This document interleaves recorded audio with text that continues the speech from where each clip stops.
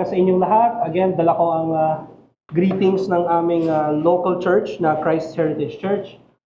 Kung meron kayong mga Biblia, kindly open to Genesis chapter 50, verses 15 to 21. Genesis chapter 50, verses 15 to 21. And habang kayo ay nililipat nyo ang inyong mga Biblia, ikwento ko lamang, meron akong nabasang pilosopo or philosopher. Ang kanyang pangalan ay Epictetus. Siya ay isang Griegong pilosopo. At sa kanyang sulat, it seems na parang meron siyang ideya patungkol sa usaping probidensya. Meron siya sinasabi sa kanyang libro na may mga bagay na ginawa ng manlilikha or ng Diyos at nilikha niya ang lahat ng bagay at lahat ng bagay ay may kanya-kanyang mga layunin or purpose.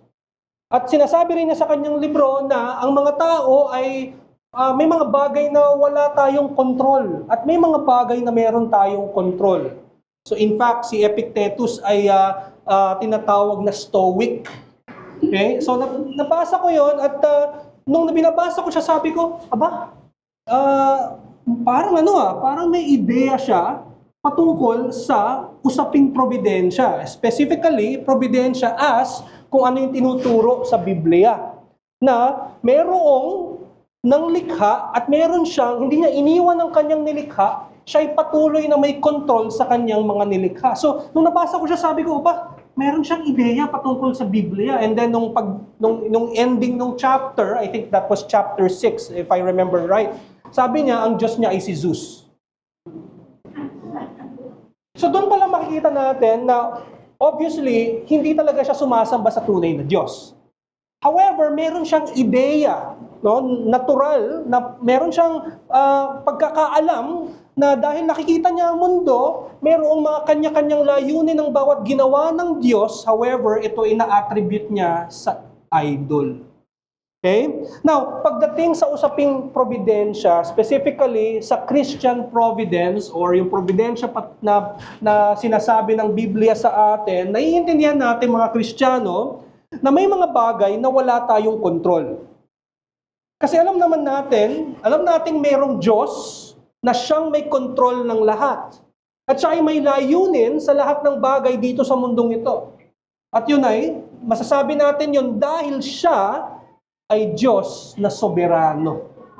Yun ang kanyang katangian. Siya ay soberanong Diyos. At paano natin makikita ang kanyang pagiging soberano? Doon natin makikita sa kanyang providensya sa creation. Kung paano siya kumilos sa kanyang nilikha. Ang title ng aking sermon ngayong umaga ay Sovereignty of God. Ngayon, babasahin ko ang Genesis chapter 50, verses 15 to 21 in English. And you would see the Tagalog version na lang on the screens. Babasahin ko siya sa English Standard Version.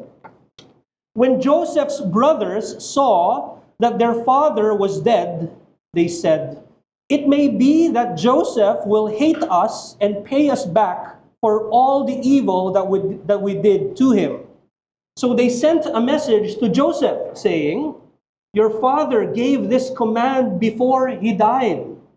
Say to Joseph, please forgive the transgression of your brothers and their sin, because they did evil to you. And now please forgive the transgression of the servants of the God of your father." Joseph wept when they spoke to him. His brothers also came and fell down before him and said, "Behold, we are your servants." But Joseph said to them, "Do not fear, for am I in the place of God?" Verse 20, "As for you, you meant evil against me, but God meant it for good, to bring it about that many people should be kept alive as they are today. So do not fear. I will provide for you and your little ones." Thus he comforted them and spoke kindly to them. The grass withers, the flower fades, but the word of our Lord will stand forever.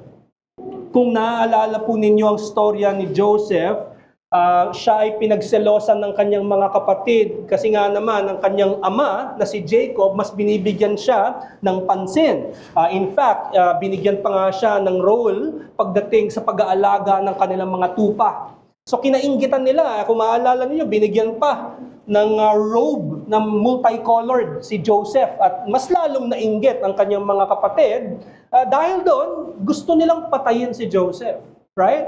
Not until a certain brother nag-plea at sabi, hindi, wag na natin patayin, benta na lang natin. Which they did. Binenta nila ang kanilang kapatid na si Joseph at ultimately napunta si Joseph sa tahanan ng isang captain na tinatawag, ang kanyang pangalan ay Potiphar.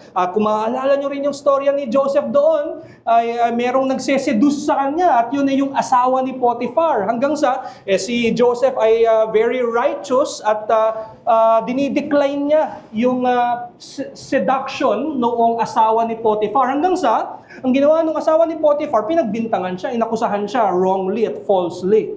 Hanggang sa siya ay nakulong, alam natin ang kanyang storya, meron siyang na-meet na 2 tao, ininterpret niya ang kanilang mga panaginip, hanggang yung thought na siya ay marunong pala mag-interpret ng panaginip, umabot yon kay Pharaoh, at si Pharaoh, pinatawag siya. Alam natin na interpret ni Joseph ang panaginip ni Pharaoh, at nakatulong yun kay Pharaoh sa kanyang pag-manage ng resources. Okay? Kaya nakaiwas sila doon sa sobrang paghirap na caused by famine. At dahil doon, pinromote si Joseph at siya ay naging second in command sa Egypt. Right? Siguro in summary, doon natin, yun yung makikita natin. Now, dito sa binasa natin, obviously, nababasa natin na natakot ang mga kapatid ni Joseph sa kanya. Natakot sa kanya, ba't naman sila hindi matatakot? Si Joseph, alam na ni Joseph nito na naalala ni Joseph yung ginawa ng mga kapatid sa kanya at yung mga kapatid niya dito, ng time na to sa Genesis chapter 15, nagkita na sila, okay, bago pa mamatay ang kanilang ama, nagkita na sila. Ngayon natatakot sila ngayong namatay na si Jacob kasi baka gumanti na si Joseph. Lalo na si Joseph, second in command in Egypt pa siya, baka gumanti at kung ano pang mangyari sa mga kapatid niya. Sobrang natatakot sila. Okay, nagkasala sila kay Joseph, alam nila yon. At ngayong patay na si Jacob, yung ama nila, naisip ng mga kapatid na baka sila ay ipakulong or marahil ipapatay din. Kaya sabi ng mga kapatid ni Joseph sa kanya sa verse 16, "Your father gave this command before he died." So sabi, Joseph, eto sabi ng ating ama, bago siya namatay, patawarin mo raw kami. Patawarin mo kami sa mga nagawa namin sa'yo. Okay? Because we did evil to you. Now, maraming mga nagko-comment doon sa passage na yon at sinasabi nila, marahil nagsisinungaling yung mga kapatid ni Joseph para lang makalusot sila. Meron din naman mga commentator na nagsasabi, hindi, nagpapakita talaga ng tunay na pagtalikod sa kasalanan or repentance yung mga kapatid ni Joseph. Okay? Pero regardless kung ano man kung whether nagsinungaling sila or nagpapakita talaga ng tunay na repentance, I believe na totoo. Totoo ang kanilang pagsisisi or ang kanilang remorse. Okay? In fact, totoo din na nagpatawad si Joseph. Hindi lang yun, actually, doon sa same text, sabi rin ni Joseph, hindi lang niya pinatawad ang kanyang mga kapatid, in-encourage pa niya. Imagine nyo kung kayo may nagawa ang isang tao sa inyo, hindi nyo lang papatawarin, encourage nyo pa. Ganun yung ginawa ni Joseph dito. Sabi niya, do not fear. In fact, 2 beses niya sinabi, huwag kayong matakot. Huwag kayong matakot. Right? Natatakot sila kasi si Joseph ay, again, siya ay mataas ang posisyon sa Egypt. And so nakakatakot nga naman, baka gantihan sila, pero sa kanya mismo nanggaling, hindi. Huwag kayong matakot. At ito ang dahilan kung bakit hindi dapat sila matakot. Verse 20. Ang sabi ni Joseph, "As for you, you meant evil against me, but God meant it for good." Huwag kayong matakot mga kapatid ko, sabi ni Joseph. Dahil yung ginawa nyo, totoong ginusto nyo gumawa ng masama. Talagang ginusto nyong patayin ako, ibenta ako, saktan ako, bugbugin ako, ibato ako sa pit, at meron kayong intensyong masama. Subalit, sabi ni Joseph, ginamit ng Diyos yung ginawa niyong kasamaan para sa kabutihan. Huwag kayong matakot, mga kapatid ko. Yes, totoong nagkasala kayo sa akin. Pero huwag kayong matakot. Dahil ang Diyos ay mabuti at ginamit ng Diyos ang inyong kasamaan. Ginamit ng Diyos ang kasalanan niyo sa akin, sabi ni Joseph, para sa kabutihan. In fact, sabi sa verse 20, to bring it about that many people should be kept alive as they are today. Para maligtas ang mga anak ni Jacob mula sa famine. To be specific, to save the people of God. Yung mga descendants ni Jacob from famine.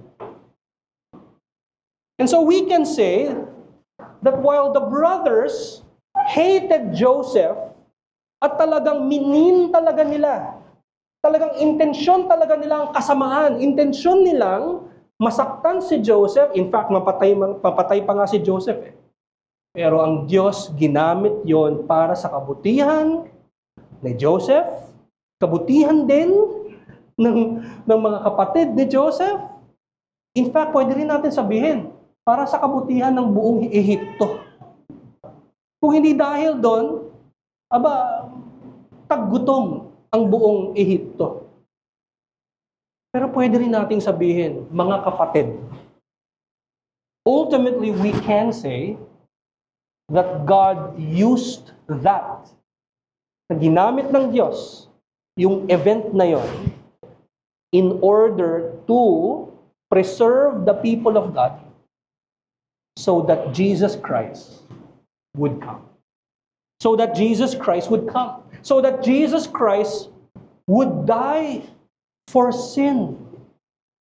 Ito yung tinatawag nating providensya. Sa sobrang may kontrol ang Diyos, na kahit anong kasamaan ang gawin ng mga kapatid ni Joseph, sa sobrang dahil may kontrol ang Diyos, dahil sa kanyang providensya, ang output or ang kinalabasan ng kasamaan ng mga kapatid ni Joseph ay kabutihan. And ultimately, we can say that kasi si Kristo dumating.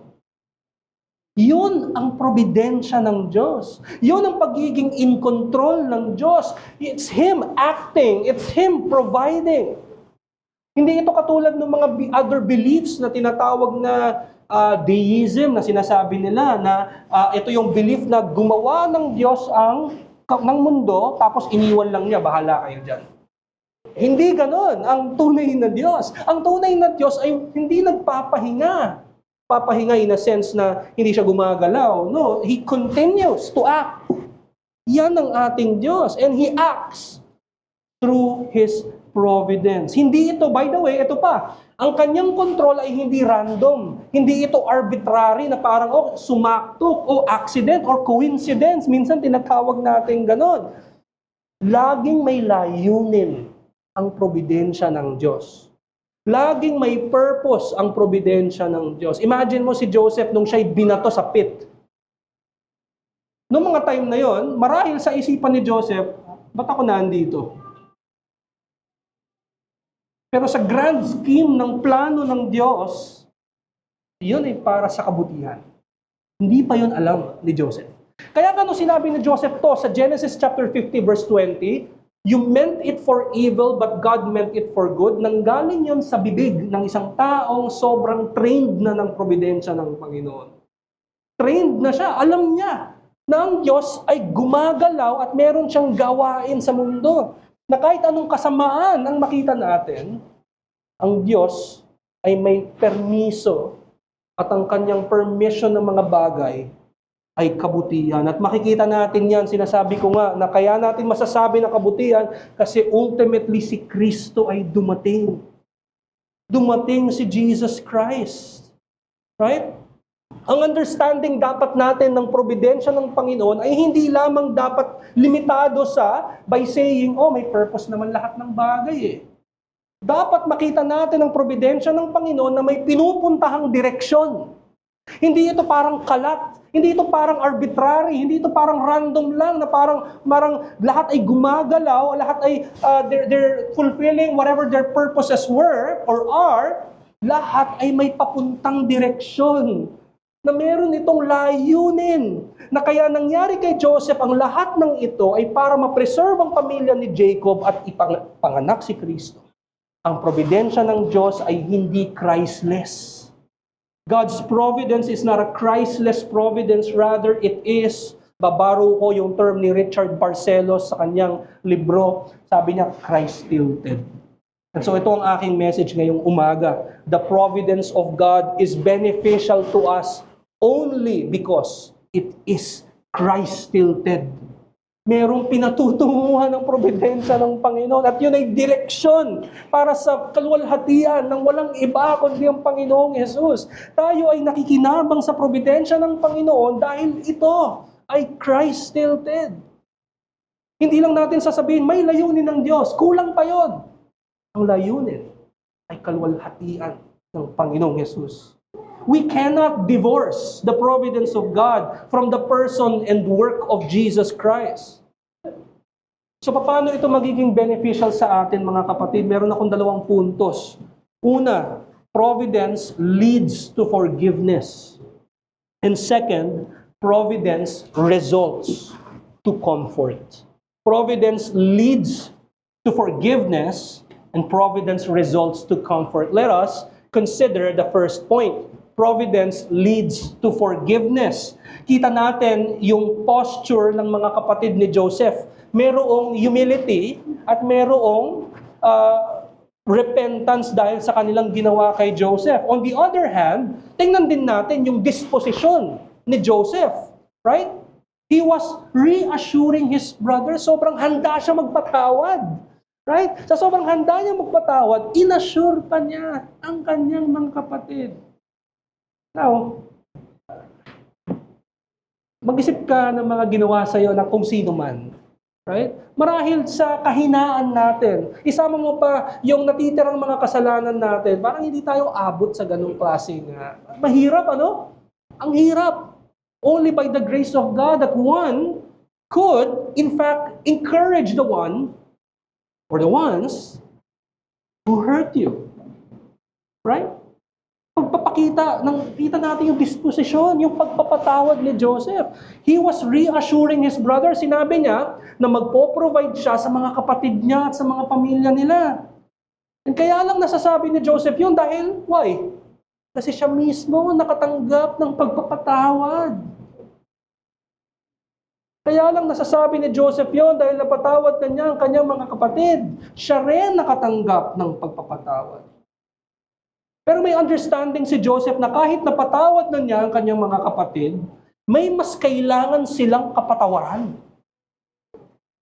Hindi sapat yung kapatawaran na nanggagaling kay Joseph because that's only a forgiveness that come from another human being. Ito'y galing din sa isang tao, kaya nga sinabi ni Joseph, verse 19, sabi niya, "Do not fear, for am I in the place of God?" Ako ba ay nasa lugar ng Diyos? Sabi niya, ako ba'y katulad ng Diyos? Yes, pinatawad ko kayo mga kapatid ko. Pero, yung talagang pagpapatawad na magbabago sa inyong puso, magbabago sa inyong buhay, kaya ko ba yung gawin? Ako ba ay nasa lugar ng Diyos? Ako ba ang hukom? Ako ba ang nagja-justify? Am I the one who can ultimately forgive you of your sins? Hindi kaya ni Joseph na tanggalin ang mga kasalanan at guilt ng mga kapatid niya.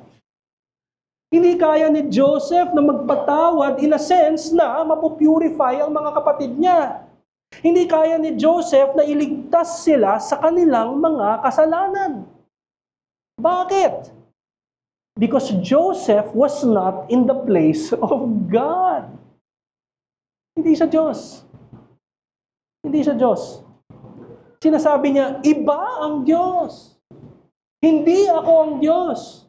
Diyos lamang ang makakapagbigay ng kapatawaran na may dalang kaligtasan ng kaluluwa.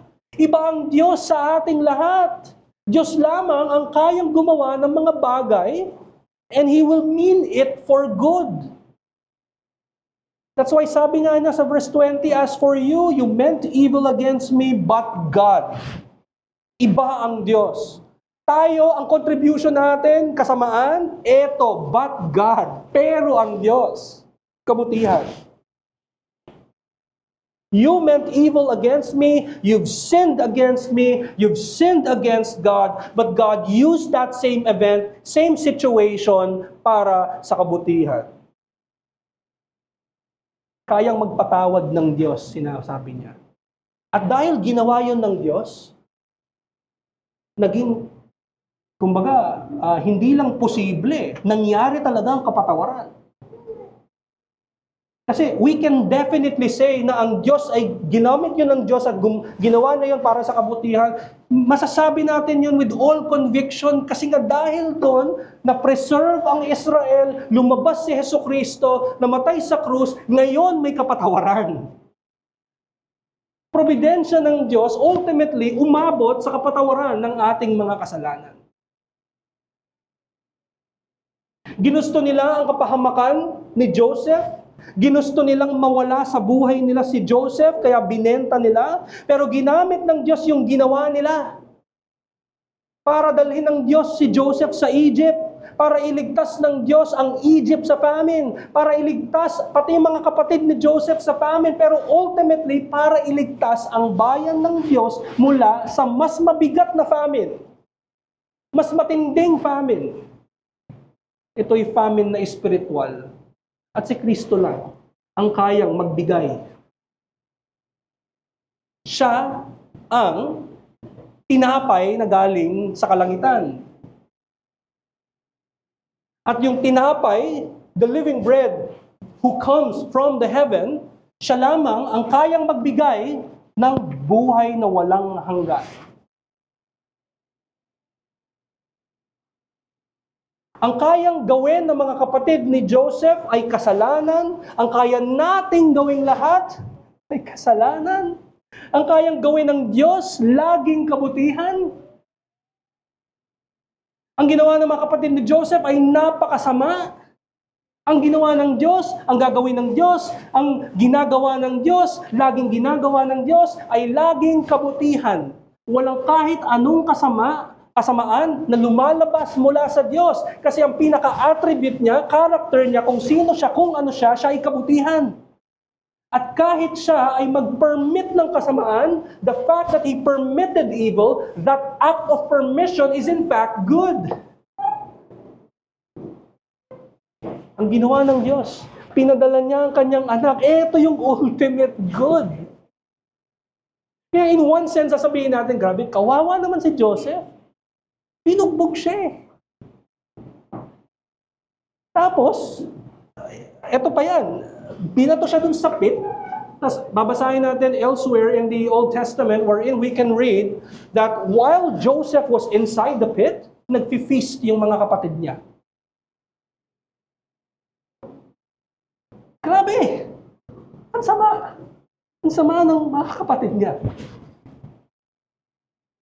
Kaya natin masasabing masama. Kasi mga tao sila. And bago natin sabihin, napakasama naman ng mga yun, buti hindi tayo ganun. Bago tayo mag-isip ng ganun, papaalala ko lang mga kapatid, bago natin isipin na para tayong si Joseph, hindi, mas para tayong yung mga kapatid niya.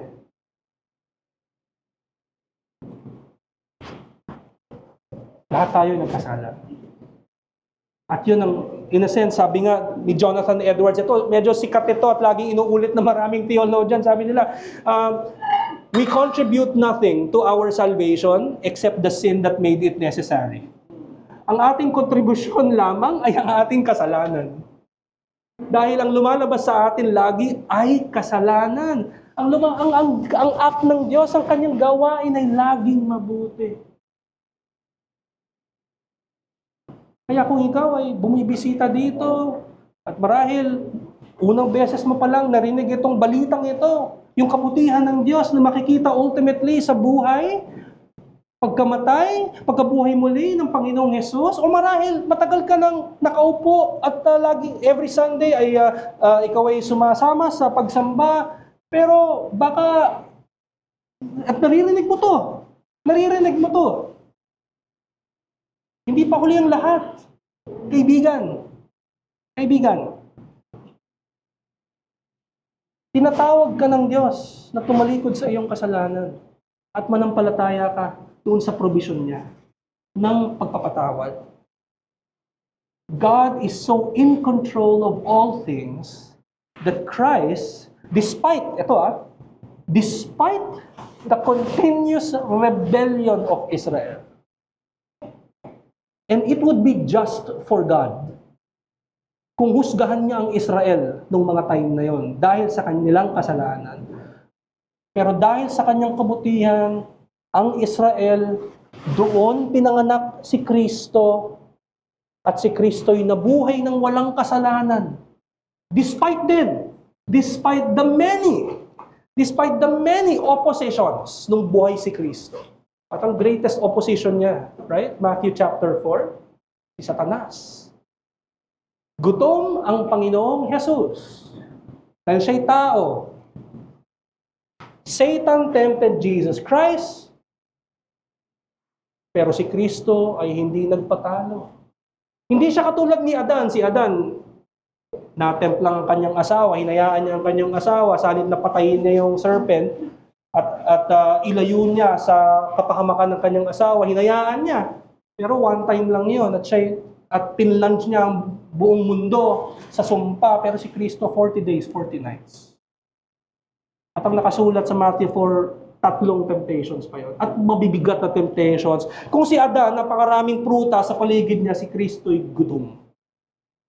Pero si Kristo, doon pala makikita natin hindi siya nagkasala. At umabot doon sa layunin ng Panginoon na kaya dumating si Kristo. Kaya siya nagkatawang tao para gawin niya ang tunay na layunin ng Panginoon para siya'y mamatay sa krus. At para hindi tanggapin ng kanyang bayan ang puot ng Diyos. Si Kristo ang tumanggap ng puot ng Diyos. At kung sinong mananampalataya, kaibigan, again, kung ikaw ay naririto, si Kristo, ang mabuting balita, ang kanyang person at ang kanyang gawa sa krus. Manampalataya ka sa kanya, tumalikod ka sa iyong kasalanan para sa iyong kaligtasan. Para mapatawad ng Diyos ang iyong mga kasalanan. At meron kang pag-asa. Dahil si Kristo ay hindi nanatiling patay. Siya'y nabuhay muli. Iyon ang nagpapatotoo na totoo ang kanyang mga sinabi at ang kanyang ginawa. Huwag mo sayangin ang oras, kaibigan. Tumalikod ka sa iyong mga kasalanan, manampalataya ka kay Jesus. At sa aking mga kapatid na naririto, mga kapatid ko sa pananampalataya, let me remind you that the reason why the providence of God benefits us, because the providence of God ultimately led to Christ, ultimately led to His death, and to His resurrection, which ultimately resulted in the forgiveness of our sins. It's not your own doing, but God meant it for good. And God's forgiveness is available even now whenever we sin. Those who are in Christ are forever in Christ. Tayo'y pinatawad na ng Diyos. Kahit na si Kristo sa prayers, di ba, sa Lord's Prayer, sabi niya, pag magpipray kayo sa Diyos Ama, humingi kayo ng tawad. Yung pag-ask ng tawad sa Diyos, well, yun ay dahil ang kasalanan, may epekto ito sa fellowship natin sa Panginoon. Di ba? Kapag tayo nagkakasala, you wouldn't want to go to church, you wouldn't want to even pray. So in that sense, pero napatawad ka na ng Diyos kung ikaw ay kay Kristo. And so, unang application ko para sa atin mga kapatid is this. Dahil ang providensya ng Panginoon led to the forgiveness of sins, turn always to God's forgiveness in Christ. Nawa ang krus ang magpaalala sa iyo na ikaw'y pinatawad ng Diyos. Kapag ikaw'y nabibigatan sa iyong kasalanan, and it will come, right? Ang kasalanan ay Laging ang temptation ng kalaban, ang temptation ng gagaling mismo sa atin, laging nandyan. At most of the times, we will fail. Tingin ka lagi sa krus. Turn always to God's forgiveness in Christ on the cross. And remember, na ikaw ay pinatawad na ng Diyos. Yan ang application, unang application sa atin, mga kapatid. Sometimes though, tingin natin, hindi natin kailangan ng patuloy na pagtingin sa krus ng Panginoong Hesus. Minsan tingin natin, kaya natin mapatay ang ating sariling kasalanan. That at times we can't even perceive our own sins. In fact, hindi nga natin minsan makita ang sarili nating kasalanan kasi masyado tayong focus probably sa kasalanan ng iba. I hope mag-repent sila sa kanilang mga sariling kasalanan. I hope na Diyos ay patawarin sila. Kung ganun tayo mag-isip, even that, kailangan natin mag-repent doon, kapatid.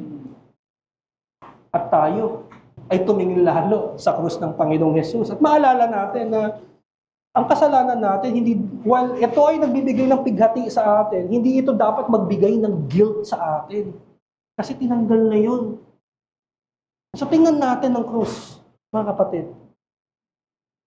Let us remember the work of Christ and turn to Him and see, una, yung kabigatan ng kasalanan. Pangalawa, yung kaligtasan na meron tayo sa Kanya.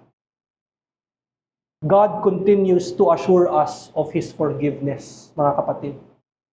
Alam nyo ba na every time nandito kayo, kada linggo, kapag pinipreach sa inyo ni pastor at ng mga preachers dito ang gospel, whenever you hear the gospel, ang Diyos mismo ang kumakausap sa iyo.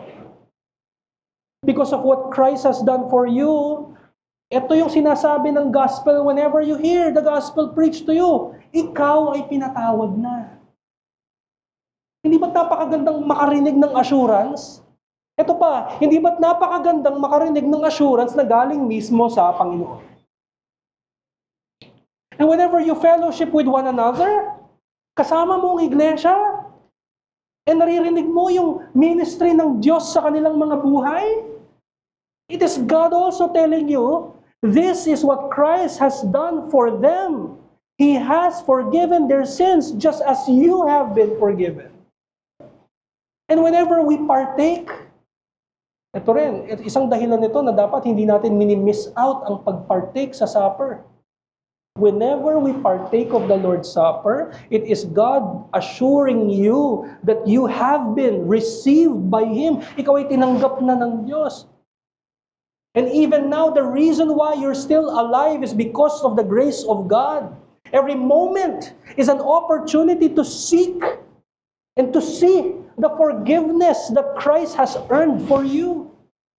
Bawat segundo ay opportunity para tayo tumalikod sa kasalanan at laging tumingin sa krus. Are there remaining sins that you need to confess to God and seek His fatherly forgiveness? Come to Christ. Ang probidensya ng Panginoon over sin is found only in Him. Kaya magandang probidensya ng Panginoon dahil doon sa kanyang probidensya, it led to our forgiveness. Therefore, whatever happens to us, doon ka lagi tumingin. Ang kasalanan will always make you wary. Lagi kang papagurin ng kasalanan. Lagi kang magbibigay ito ng pighati sa iyong mga puso. Pero ang Panginoong Hesus ay namatay para sa atin. Ito yung kagandahan dyan, kapatid. Walang kahit anong kasalanan mo ang mag-aanal sa ginawa ni Kristo. Ang kasalanan mo, hindi as if parang bumalik sa zero, parang nawala na uli. Hindi, kapatid. Kaya lagi kang tumingin sa krus. Kita natin sa ating text na ang probidensya ng Panginoon did not just lead to forgiveness, but also to a right disposition of the heart. Pupunta na tayo sa aking huling punto. providence results to comfort. Providence results to comfort. Mababasa natin dalawang beses, mga kapatid. Dalawang beses sinabi ni Joseph, do not fear. Do not fear. Right? Do not fear. Dalawang beses niya sinabi, verse 19, do not fear. Verse 21, do not fear. At ang basis nito ay ang probidensya ng Diyos.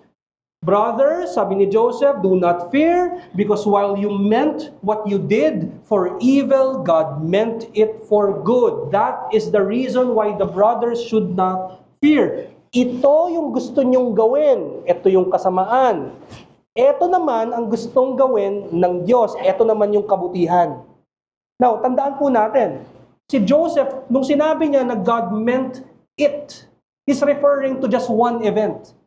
Nung sinabi niya yung sumunod, but God meant it for good. Ibig sabihin, he's talking about one situation and one event. At yun yung persecution ni Joseph. Iisa lang yung nangyari. Si Joseph ay na-persecute hanggang siya'y umabot sa Ehipto. Isa lang yung event. However, magkaibang motibasyon. Magkaibang motivation. Ang motivation ng mga kapatid, kasamaan. Ang motivation ng Diyos, kabutihan. Ito yung irony nung nangyari.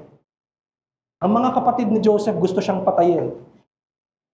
Pero ginamit yun ng Diyos para iligtas sila.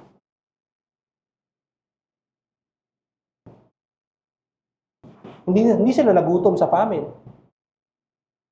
God brought good to what was evil. Now, ikaklaro ko lang. Hindi sinasabi rito na ang masama ay naging mabuti. Tandaan natin, ang masama ay masama pa din. Ang evil will remain evil. Pero according sa text natin, ang kasamaan ay kayang gamitin ng Diyos para sa kabutihan. Lahat ng works ng Diyos ay kabutihan dahil siya mismo ay mabuti. Walang bagay na ginawa ang Diyos na masama. Walang kasamaang manggagaling sa Kanya. Gaya na sabi ko kanina, even yung pag-allow niya sa kasamaan, yung kasamaan pa din yun. Pero yung inallow niya, pinermit niya, yung act of permission, yung act of allowing, is good. And the reason why we can say that God is good, that even His permission of evil is good, dahil makikita natin yun kay Kristo. Doon natin makikita lahat ng irony. The irony of all the ironies. Sabi sa scriptures, sa Luke, si Satanas, Satan entered Judas Iscariot. And then the next thing na makikita natin na ginawa ni Judas, binetray si Kristo. Binetray si Kristo. Right? So ultimately, ang may gustong mamatay si Kristo, si Satanas. Gustong mamatay ni Satanas si Kristo. Maalala nyo nga, doon temptation ni Satanas, di ba? Pinapatalo ni Satanas si Kristo. Gusto niyang ipapatay si Kristo. Pero hindi alam ni Satanas, hindi siya omniscient. Hindi alam ni Satanas, and this is the irony of all ironies, that the very death of Christ would be Satan's demise. Na ang kamatayan mismo ni Kristo ang in fact magsisil ng katapusan ni Satanas. It was yun ang pinakamasamang nangyari sa buong history, by the way. Yun ang pinakamasamang, the most evil thing that happened in history. You know why? An innocent man, no sin at all, yet persecuted, mocked, and murdered.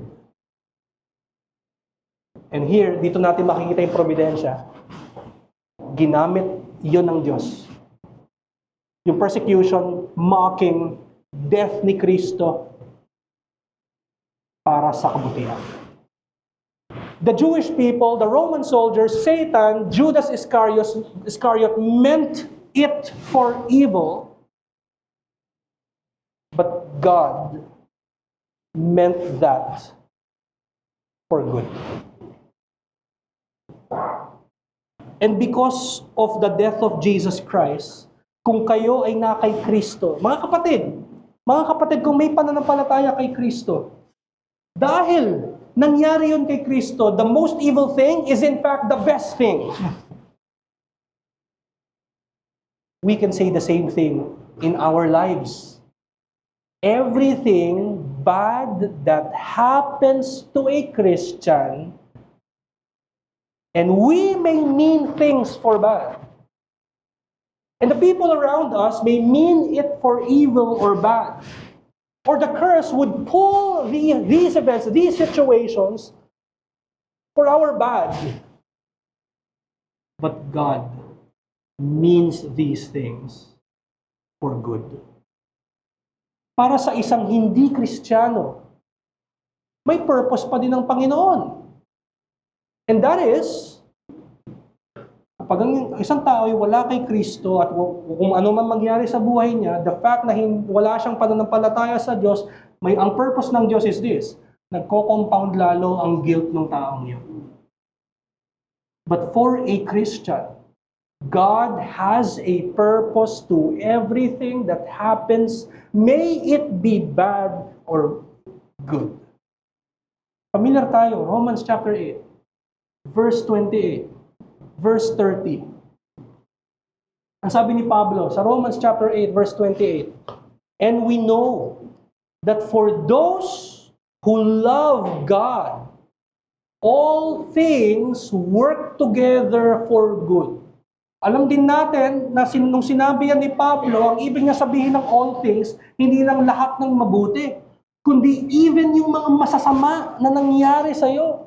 In fact, even yung mga bagay na hindi mo makategorize kung good or bad, kahit amoral, whatever those things are, basta nangyari siya sa'yo, para sa Diyos, ito ay para sa kabutihan mo. All things work together for good, whether that would be bad, worse, or good, or better, or best. All things work together for good. And then sinabi ni Pablo, verses 29 to 30. Sabi ni Pablo, for those whom He foreknew, He also predestined to be conformed to the image of His Son, in order that He might be the firstborn among many brothers. I-explain ko po ito. And those whom He predestined, He also called, and those whom He called, He also justified, and those whom He justified, He also glorified. Ang sabi ni Pablo, lahat ng mga pinili ng Diyos bago pa niya i-create ang mundo, lahat ng pinili niya ay sure na tatawagin, they will be called, sure din na sila ay ililigtas, ma-justify sila, hindi na sila condemn sa kanilang kasalanan. Hindi lang yun. At the end, sabi ni Pablo, sila ay mag-glorify. Beatific vision, yung kaninang topic natin. And the fact na ginamit ni Pablo rito, past tense. Right? Hindi pa nangyayari yung glorify sa atin, pero past tense na, just to say, na sure po itong mangyayari. And ito yung maganda. Nakita nyo, di ba, para siyang kadena? Ito yung ginawa ng Diyos, pinili niya, kung sino yung pinili niya, sure na tatawagin ng preaching ng gospel, at pag sila ay nakarinig ng gospel, at sila ay nag-respond doon, sila ililigtas ng Diyos, at sa huli, sila ay glorify ng Diyos. Nakita nyo? Ipasok natin yung verse 28. All things would work together para sa lahat ng mga pinili ng Diyos ay sure na tatawagin niya. At kung ikaw ay tinawag niya, whatever happens to you in your life, whether that would be good or bad, sure na ikaw ay ligtas, justified. Hindi lang yun, ikaw rin ay sure na magiging kawangis ng Panginoong Jesus habang ikaw ay nabubuhay. And whatever happens to you, kahit yan ay masama o mabuti, all things work together, and the end, you will be glorified. Ganyan ang kabutihan ng Panginoon sa atin, mga kapatid. How do we know that God works all things together for good for those who are in Christ? Kung ikaw ay pinili ng Diyos, lahat ng mangyayari sa iyo, sure yun. Sure na sure ang iyong glorification. Sure na lahat ng nangyayari sa iyo ay para sa iyong kabutihan. Ginagamit ng Diyos ang lahat ng bagay para ikaw ay mas lalong maging kawangis ng Panginoong Jesus. God's providence will work in such a way that things you experience in life will be used so that you would be conformed in the image of Christ. Ito po yung sinasabi kong providensya ng Panginoon na Christ-tilted. Merong direksyon. Lahat ng event sa buhay natin ay papunta sa iisang direksyon. At yun ay ang kalwalhatian ni Kristo. Kapag dumaan tayo sa sakuna, kapag dumaan tayo sa trials and tribulations, yun ay para sa kalwalhatian ni Kristo. Kapag tayo ay ginagawang banal ng Diyos, yun ay patungo sa layunin ng Diyos kay Kristo. Para tayo ay maging kawangis niya at maging perpektong bride ni Kristo. God has so much control in this world that whatever happens to this world, may it be wars, may it be calamities, or whatever worldwide known catastrophe, it's going to one direction. One direction. If the world is showing all the more the effects of the curse, that is God being patient as He awaits for those who repent. Even that, it points to His purpose. Pero yun yung medyo macro view yun ng providensya ng Diyos. Punta tayo sa microscopic.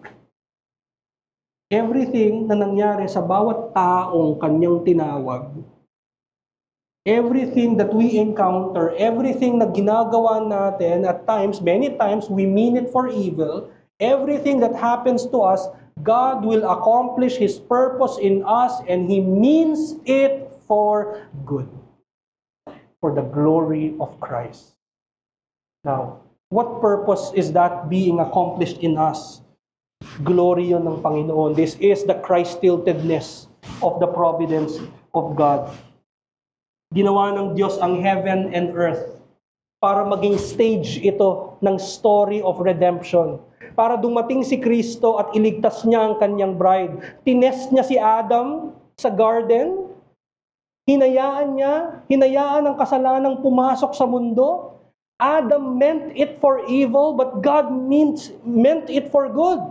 Para makita natin ang greatness ni Christ over the first Adam.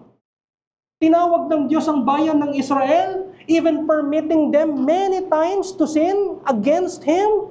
Israel meant it for evil, God meant it for good. Para makita natin ang kamay ng Diyos, ang kanyang kapangyarihan para dalhin sa mundo si Kristo sa pamamagitan nila. Tinawag din ng Diyos ang church. At despite the church's remaining sins, yes, the people of God, when we sin, we mean it for evil. But God means it for good when He allows such things to happen, that we would be sanctified, that we would all the more depend on Him. The creation is Christ-tilted. Ang providensya ng Diyos ay Christ-tilted. At if this is the kind of world we'll all live in, at kung ito ang Diyos na ating sinasamba, balikan natin yung sinasabi ni Joseph.